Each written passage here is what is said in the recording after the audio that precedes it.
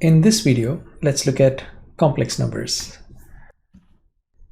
Girolamo Cardano came up with the concept of complex numbers, which is basically a combination of real numbers and imaginary numbers, where imaginary implies that the I part of the imaginary number implies square root of -1, which is effectively, it is kind of undefined before the concept of imaginary numbers became popular.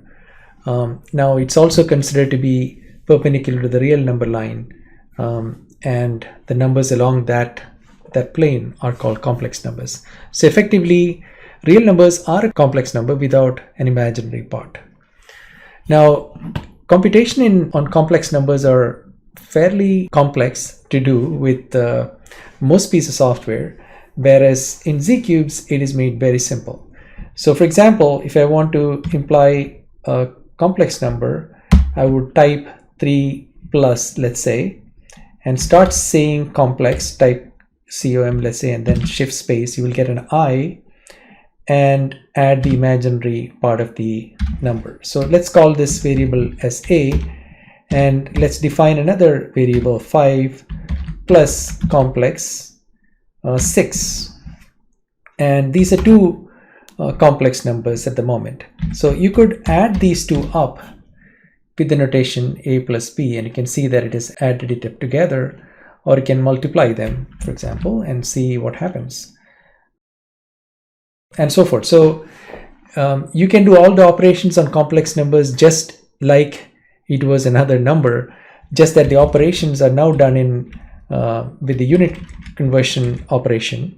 And you will see later that this brings in a lot of additional advantages with respect to even being able to give units to these numbers, and like meters and kilometers and stuff for doing further calculations. Now, one interesting aspect of ZCubes is that you can take, let's take the sine function. We can take a function like sine and give it a complex input, and it will calculate a sine value for that particular complex number, and the result here is a complex number. Now, if I wanted to say a set of complex numbers, so this is sine 3 plus I4, whereas I could have said 3 dot dot 15 and 4 dot dot 20, and now you could calculate the sine of all of those complex numbers, and as you can see that it is already being converted to radians, and so you get the result of the entire set in one stroke. So this is a very powerful way to do computation with complex numbers, and as you can see, it can be used in all kinds of trigonometric functions and so forth, hyperbolic functions, for example, and sin h of that, and so forth. So it's a very powerful computational angle with complex numbers.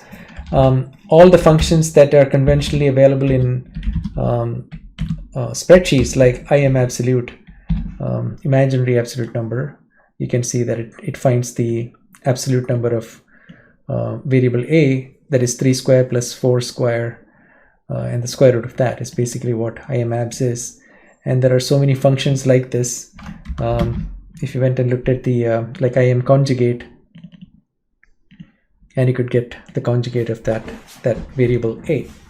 So this is an introduction to complex numbers in ZCubes. Also note that you could have given a unit, like let's say this is in meters and this was in centimeters. For some reason, these would now give you the appropriate converted result as a complex number. This is an extremely powerful feature new in ZCubes. Thank you.